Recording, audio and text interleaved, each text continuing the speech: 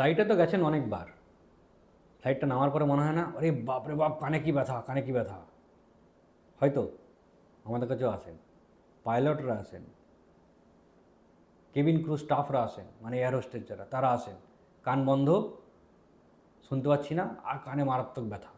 কি হয়, যখন দ্রুত প্রেশার চেঞ্জ হয় অল্টিটিউডের জন্য, যখন হাইটে যাচ্ছি বা হাইট থেকে নামছি, কান থেকে যে নাকের কানেক্টিং একটা ছোট্ট টিউব আছে, পাতলা টিউব আছে, ইউস্টেশন টিউব নামের, সেই টিউবটি বন্ধ হয়ে যায়, সে আর খুলতে চায় না।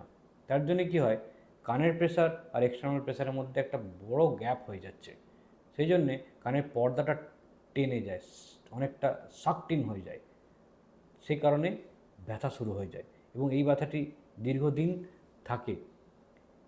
এটা সবারই হতে পারে। বাঁচবেন কী করে? যখন ফ্লাইট উঠছে বা ফ্লাইট নামছে, তার আগে ইচ্ছা করে চেষ্টা করুন বারবার একটু ঢোক গিলতে, একটু জল খেতে। তাতে কী হবে, যখনই আপনি জল খাবেন দেখবেন যে আমাদের কানে একটা ফড়ফড় করে আওয়াজ হয়, বা শাঁখ বাজানোর মতো করে প্রেসার যদি দেন, দেখবেন কানটা টপ করে খুলে যায়, পট করে আওয়াজ হয়, খুলে যায়। এই যে তার মানে আমরা এক্সটার্নালি প্রেসারটাকে ব্যালেন্স করার চেষ্টা করছি এইভাবে। আর আরেকটা উপায় হচ্ছে, যদি আপনি ইয়নিং করেন, মানে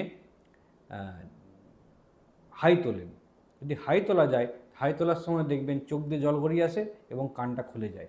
এই কিছুগুলো সিম্পল মেথড যদি করা যায়, তাহলে ম্যাক্সিমাম ক্ষেত্রে দেখা যায় যে এটা কিন্তু অনেকটাই কাজে লাগে।